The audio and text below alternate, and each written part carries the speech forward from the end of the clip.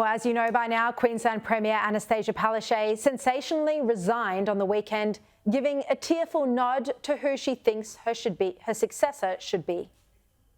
Oh, look, I've been thinking about it for a while. Sorry, I wasn't going to get upset today. I've been thinking about it for a while, and it's the right time. And it's time for renewal. It's, I have a great deputy in Stephen Miles, and I believe he'll make an excellent premier. A report in the Australian newspaper today claims that Palaszczuk caved into factional pressure from both within the Labor Party and from union bosses. Right now, the two contenders to replace her are Queensland Health Minister Shannon Fentiman and Deputy Premier Stephen Miles. Well, joining me to discuss this, as always on a Monday night, Director of Headline Advisory Andrew Carswell and Sky News contributor Joe Hildebrand. Hello. Thank you to you both. Joe, Pleasure. So what's happened behind the scenes here, according to these reports? What hasn't happened behind the scenes? So this stuff is so fun, right? So basically this all goes back, believe it or not, to Kevin Rudd and his comeback in 2013, where he said, I will only come back if you introduce a new rule that says you cannot knife a sitting leader unless you have 60% in opposition or 75% if they're the PM. And then when you do have a leadership contest after that, it has to be weighted between 50% rank and file, so the branches, the standard membership of the Labor Party, and 50% caucus members, right? So this was meant to make it all nice and free and democratic and give the grassroots a say in the leadership. Of course, very quickly, the Labor Party realised that if the grassroots has any say in the leadership, the leader that they select is going to be the most extreme, crazy, ridiculous, whatever. So suddenly they realised the last thing we can ever do is let the grassroots have a say in this. So from now on in every single leadership contest, including the last federal one, Victoria, New South Wales, WA, you name it,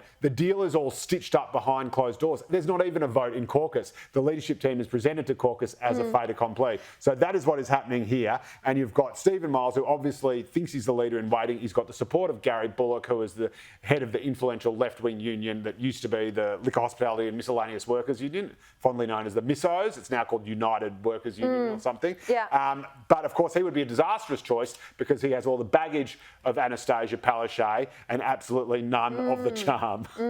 I mean, it's so interesting because, Palaszczuk has obviously been a long-serving premier. She was fighting to hang on to her job. We saw all the reports for months now that people were trying to get her to move on. She was refusing to go. But in the end, Andrew Carswell, it comes down to the faceless, factional men behind the scenes, the union bosses, saying, your time's up. Well, surprise, Sharri. Well, as Joe said, the Queensland Labor Party, particularly the left faction, are completely beholden to their union bosses. For 12 years, the Premier went into her office and picked up the phone every day. And on the other end of the line were the union bosses themselves. She didn't do anything without their say.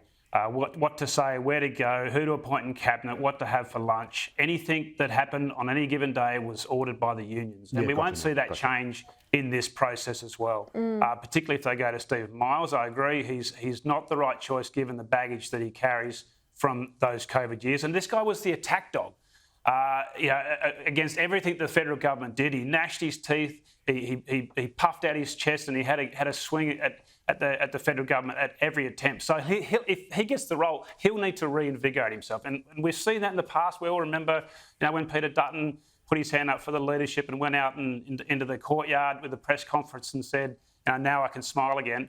The problem is I don't think I've ever seen Stephen Miles smile. I'm not sure he's even capable of it. So a complete reset is needed here for the government here to retain power. Look, the peculiar thing to many of us outside of Queensland, and actually even outside of Melbourne, is how governments that were so tough during COVID lacked empathy, caused so many problems with their approach, then got voted back in.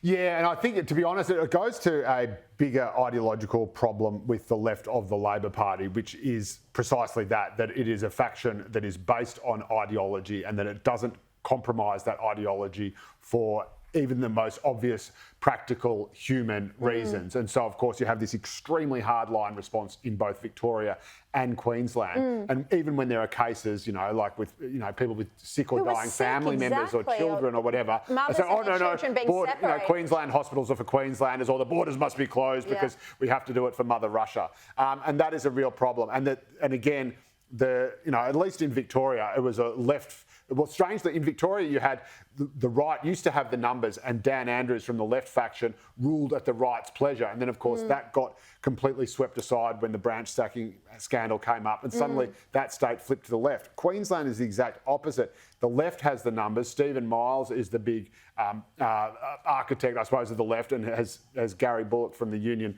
sort of pulling his strings in the background.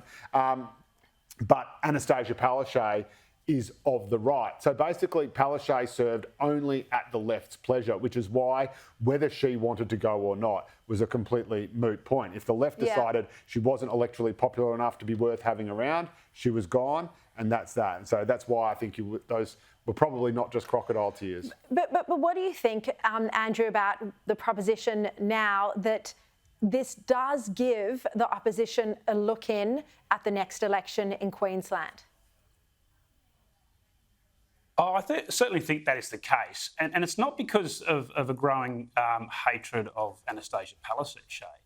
I think quite the opposite. I still think there's a level of respect there from the public in Queensland. And you rightly said it, those outside of Queensland will never get that, will never understand why they voted for her the way they did, particularly through COVID. But it would be a mistake to say now that she's the reason why the opposition in Queensland are doing so well. I just think it's just that she lost her way a little bit. It's not because they don't like her. It's because she lost her mojo. She focused on other things. She didn't focus on the rising crime issues in Queensland. She didn't focus on cost of living. She loved the red carpet. So it wasn't a pushback against COVID. They loved what she did in COVID. We'll never understand it, but they loved it. It is a pushback against a 12-year-old government that needs to move on.